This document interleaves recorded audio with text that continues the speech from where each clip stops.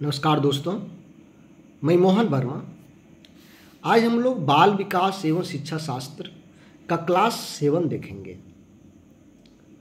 इसमें हम लोग विकास की अवधारणा, वृद्धि एवं विकास के बारे में डीपली चर्चा करने वाले हैं। आप सभी को पता होगा दोस्तों कि मेरा सुबह का क्लास 6:30 में होता है और नाइट का क्लास 8:30 में होता है, और बीच में दिन में कभी भी जब समय मिलता है तो आप लोगों की क्लास होती है, ताकि आप लोगों का सिलेबस जल्दी कवर हो सके। लेकिन ये 2 समय फिक्स है, सुबह का 6:30 बजे और शाम का यानी रात का 8:30 बजे। चलिए हम लोग देखते हैं वृद्धि क्या होता है। दोस्तों, वृद्धि का अर्थ होता है बालकों की शारीरिक रचना का विकास। शरीर का जो रचना है, संरचना, ये शरीर के संरचना का विकास होना, जिसके अंतर्गत लंबाई, मान लीजिए अभी कम लंबा कोई बच्चा है, वो 2 साल 4 साल के बाद थोड़ा लंबा ज़्यादा हो गया। भार अभी 5 kg का है, ये बढ़ कर के 7 kg का हो गया। मोटाई पहले कम मोटा था, अब ज़्यादा मोटा हो गया। तथा अन्य अंगों का विकास, साथ साथ में जो भी और अंग हैं उन लोगों का भी विकास वृद्धि कहलाता है। तो वृद्धि क्या हुआ दोस्तों? शरीर की संरचना का विकास होना। शरीर की संरचना का विकास होना वृद्धि कहलाता है, और इस वृद्धि में लंबाई, भार, मोटाई और अन्य अंगों का विकास होता है। वृद्धि की प्रक्रिया आंतरिक एवं बाह्य दोनों रूपों में होता है। जिस तरह से बाहर के जो भी अंग हैं जो आप देख रहे हैं, इसका विकास हो रहा है, साथ साथ अंदर, शरीर के अंदर भी बहुत सारे अंग हैं, इन अंगों का भी विकास साथ साथ में होते जाता है। यह एक निश्चित आयु तक होती है। वृद्धि होना एक निश्चित आयु तक ही बच्चों में वृद्धि होती है। आप देखेंगे प्राय 18 साल के बाद बच्चों की ऊंचाई रुक जाती है, यानी जितना बढ़ना है 18 साल तक बढ़ गया, उसके बाद बच्चों की जो ऊंचाई है 100% हो गई। जितनी ऊंचाई होना चाहिए था वो हो गया, अब आगे नहीं हो।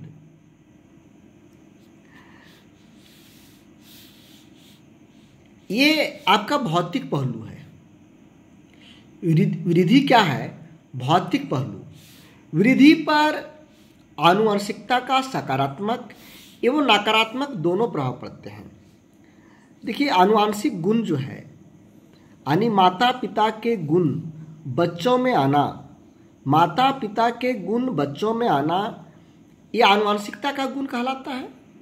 इससे बच्चों में सकारात्मक प्रभाव पड़ता है और कुछ नकारात्मक प्रभाव भी पड़ता है। तो ये जीन पर यानी आनुवंशिकता पर निर्भर करता है कि वह उसके बच्चों पर सकारात्मक प्रभाव पड़ेगा या नकारात्मक प्रभाव पड़ेगा। अब यहाँ पर हम लोग समझेंगे वृद्धि और विकास में अंतर। सबसे पहले हम लोग वृद्धि की बात करते हैं। वृद्धि शब्द का प्रयोग परिणाम या परिमाणात्मक परिवर्तनों के लिए होता है। जैसे अभी कोई बच्चा जन्म लिया, उसका वजन था 3 kg, 5 माह के बाद इसका वजन 7 kg हो गया। तो यहां पर क्या हुआ?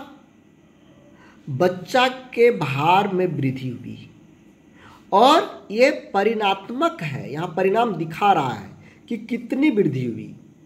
यदि हम लंबाई की बात करें, ऊंचाई की बात करें, मान लीजिए एक कोई बच्चा 2 साल में इतना बड़ा है,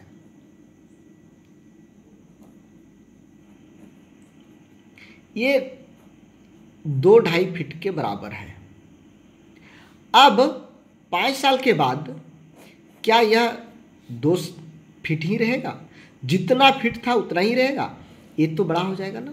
इसको हम नाप सकते हैं, माप सकते हैं। तो ये परिमाणात्मक होता है। वृद्धि की विकास की प्रक्रिया का एक चरण होता है, इसका क्षेत्र सीमित होता है। दोस्तों, यदि हम विकास की बात करें तो विकास का एक भाग वृद्धि होता है। विकास का एक भाग वृद्धि होता है।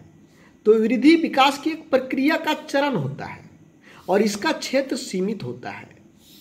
वृद्धि की क्रिया आजीवन नहीं चलती।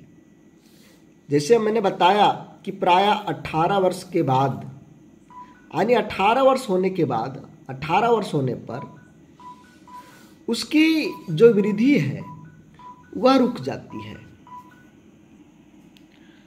तो हम लोग क्या जानते हैं कि वृद्धि जो है आजीवन चलने वाला नहीं है। ये वृद्धि आजीवन नहीं चलता है। वृद्धि आपका एक निश्चित समय 18 वर्ष के लगभग में रुक जाता है वृद्धि करना। बालक के परिपक्व होने के साथ ही यह रुक जाती है। बालक की शारीरिक वृद्धि हो रही है, इसका अर्थ यह नहीं हो सकता कि इसमें विकास भी हो रहा है, अतः यह भौतिक विकास को दर्शाता है। देखिए, मैं यहाँ पर उदाहरण ले रहा हूँ दो व्यक्ति का। एक व्यक्ति है, ये दोनों एक ही साथ यानी एक ही दिन में जन्म लिए। अब दोनों का वजन, ऊंचाई एक जैसा बढ़ रहा है, सब कुछ। 15 वर्ष के बाद अब दोनों का हम विकास और वृद्धि में देखना चाहते हैं। यह जो है, इसका माइंड बहुत अच्छा डेवलप कर गया और इसने अच्छे मार्क्स से आईसी करके इंट्रेंस एग्ज़ाम निकाला और डॉक्टर की पढ़ाई पढ़ने चल गया। लेकिन दूसरा यह जो है, शरीर उसी तरह से बढ़ गया, इसका मोटापा भी उसी तरह से है, वजन भी लगभग बराबर है, लेकिन इसका दिमाग काम नहीं करता है, पागल है। आप क्या कहेंगे कि यह विकास किया? नहीं, इसका शरीर की वृद्धि हुई लेकिन विकास नहीं हुआ। तो यहाँ पर यही लिखा है कि बालक की शारीरिक वृद्धि हो रही है, इसका अर्थ यह नहीं हो सकता कि उसमें विकास भी हो रहा है। शरीर की वृद्धि हो गई लेकिन इसका विकास नहीं हो पाया। अब हम लोग चलिए देखते हैं विकास की ओर। विकास शब्द का प्रयोग परिणात्मक परिवर्तनों के साथ साथ व्यवहारिक परिवर्तनों, यहाँ पर विकास शब्द का प्रयोग परिमाणात्मक यानी 10, 5, 15 इसके रूप में होता ही है, साथ साथ में इसके व्यवहार में परिवर्तन, इसके व्यवहार में परिवर्तन हो जाता है। कार्य कुशलता आ जाती है, कार्य क्षमता बढ़ जाता है, व्यवहार में सुधार आ जाता है। जब किसी भी बच्चा का विकास होता है तो उससे उसके कार्य कुशलता जो है वह बढ़ जाएगा, कार्य क्षमता बढ़ जाएगा, व्यवहार में सुधार हो जाएगा। विकास अपने आप में एक विस्तृत अर्थ रखता है, वृद्धि इसका एक भाग होती है। देखिए, यहाँ पर विकास है, विकास का एक भाग वृद्धि होता है। विकास संपूर्ण है और वृद्धि अधूरा है। वृद्धि जब विकास के साथ मिल जाता है तो अच्छे व्यक्तित्व का निर्माण हो पाता है। चलिए आगे देखते हैं। विकास एक सतत प्रक्रिया है। दोस्तों, विकास जन्म होने से शुरू होता है, यानी विकास की प्रक्रिया जन्म से लेकर मृत्यु तक चलते रहता है। बालक के परिपक्व होने के बाद भी यह चलती रहती है। दोस्तों, यह मृत्यु तक चलते रहता है। जैसे अभी मैं 18 वर्ष का हूँ और कोई मशीन है जिसे चलाना सीख गया हूँ, यानी मशीन चलाने की कुशलता मुझ में है। अब इससे बड़ी मशीन आई, अब मैं धीरे धीरे इस बड़ी मशीन को चलाने के लिए सीख गया, तो मुझ में कुशलता आई।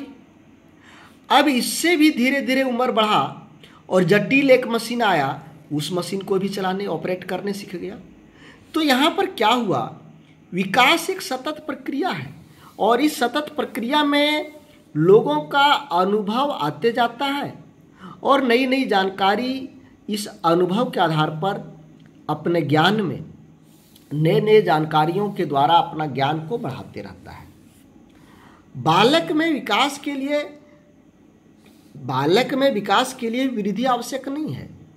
विकास बच्चों का हो रहा है, इसके लिए वृद्धि होना आवश्यक नहीं है, अतः यह गुणात्मक विकास को दर्शाता है।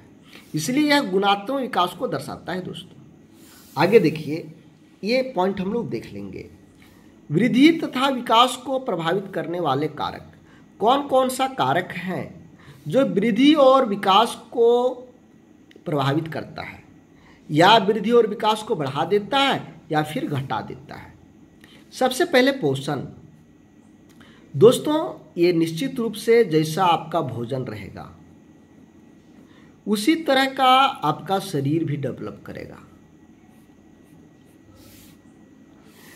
घटिया भोजन आपकी स्वास्थ्यहीनता आ जाएगी, बीमार रहेंगे, लेकिन संतुलित भोजन आपको रोगों से कोसों दूर रखेगा। तो पोषण एक बालक के वृद्धि और विकास में महत्वपूर्ण घटक होता है। बालक को विकास के लिए उचित मात्रा में प्रोटीन चाहिए, वसा चाहिए, कार्बोहाइड्रेट चाहिए, खनिज लवण चाहिए। इन सब चीज़ों की आवश्यकता होती है एक बच्चा का विकास करने के लिए। हमारे खान पान में उपयुक्त पोषक तत्वों की कमी होगी तो वृद्धि और विकास प्रभावित होगा, अर्थात तो रुक जाएगा। दूसरा होता है वृद्धि। यह विकास के अन्य कारकों में सबसे महत्वपूर्ण कारक होता है। वैदिक विकास यानी बौद्धिक विकास जितना उच्चतर होगा, हमारे अंदर समझदारी, नैतिकता, भावनात्मक तर्कशीलता इत्यादि का विकास उतना ही उत्तम होगा। यहाँ पर कह रहा है कि बौद्धिक विकास जिस रूप में आपका बढ़ रहा है, जिससे यदि आपकी बौद्धिक विकास हो रहा है तो आप में समझदारी आ जाएगी, नैतिकता आ जाएगा, भावात्मक रूप से आप समृद्ध हो जाएंगे, आप में तर्क करने की क्षमता आ जाएगी। ये सभी चीज़ों का विकास होता है। उसके बाद आता है वंशानुगत। दोस्तों वृद्धि और विकास में आनुवांशिकता का प्रभाव बहुत अधिक रहता है। आनुवांशिकता के आधार पर हम बच्चों की वृद्धि और विकास की भविष्यवाणी भी कर सकते हैं।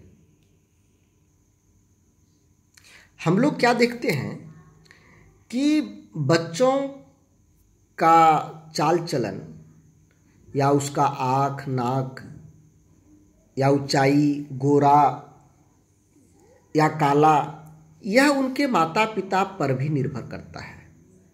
उनके माता पिता जिस रंग रूप, बुद्धिमान या फिर कमज़ोर दिमाग वाला जिस तरह का रहता है, उसी तरह के हाव भाव वाले, गुण वाले उनके बच्चे भी होते हैं। यानी माता पिता के गुण और अवगुण दोनों का प्रभाव बच्चों में स्पष्ट रूप से दिखाई देता है। उसके बाद आता है लिंग। क्या क्या हुआ दोस्तों? सबसे पहला हुआ पोषण का प्रभाव पड़ता है, दूसरा हुआ वृद्धि का, तीसरा हुआ वंशानुगत यानी वंश का, और चौथा हुआ लिंग का। दोस्तों सामान्यतः लड़कियों विकास के क्रम में विविधता दिखी जाती है। लड़कियों का विकास और लड़कों का विकास एक जैसा नहीं होता है। लड़कियों का शरीर का डेवलपमेंट पहले हो जाता है, इसमें जो सोचने की क्षमता है यह पहले ही विकास हो जाता है। अर्थात हम कह सकते हैं कि किसी अवस्था में विकास की गति लड़कियों में तीव्र होती है तो किसी अवस्था में लड़कों की तीव्र होता है। वायु एवं प्रकाश। दोस्तों, शरीर को स्वस्थ रखने के लिए स्वच्छ वायु की आवश्यकता होती है, फ्रेश वायु की आवश्यकता होती है। बीमारी से बचने के लिए, बालक बीमार ना हो, इसके लिए शुद्ध और स्वच्छ वायु का वातावरण रखना चाहिए। शरीर के विकास में सूर्य का प्रकाश बहुत महत्वपूर्ण होता है, क्योंकि सूर्य के प्रकाश से हमें विटामिन डी मिलती है जो विकास के लिए अपरिहार्य है। उसके बाद आता है अंतःस्रावी ग्रंथियाँ। दोस्तों, हमारे शरीर से बहुत सारे हार्मोन का स्राव होता है। ये हार्मोन हमारे वृद्धि और विकास को प्रभावित करता है। जब हम लोग हार्मोन का चैप्टर पढ़ेंगे उसमें देखेंगे कि कौन कौन सा हार्मोन है जो वृद्धि को बढ़ावा करता है, कौन कौन सा हार्मोन है जो विकास को बढ़ावा देता है, इसके बारे में हम लोग देखेंगे। उसके बाद आता है शारीरिक क्रिया। दोस्तों, हम सभी जानते हैं कि व्यायाम बहुत ही जरूरी है। यह मनुष्य की आयु को बढ़ा देता है, यह व्यक्ति को सक्रिय रखता है, यह व्यक्ति के रोग प्रतिरोध शक्ति को बढ़ा देता है।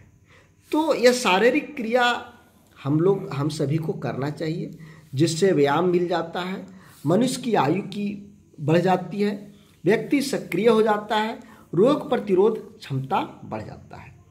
दोस्तों, मेरा न्यू बैच स्टार्ट हो रहा है 1 अप्रैल से मेरा न्यू बैच स्टार्ट हो रहा है। जो हमसे जुड़ करके तैयारी करना चाहते हैं, जो मेरा व्हाट्सएप नंबर है, इस व्हाट्सएप नंबर पर मैसेज करें, मैं आपको नए ग्रुप में ऐड कर लूँगा ताकि आपकी बेहतर तरीके से तैयारी हो सके। धन्यवाद दोस्तों, फिर मिलते हैं एक नए वीडियो के साथ।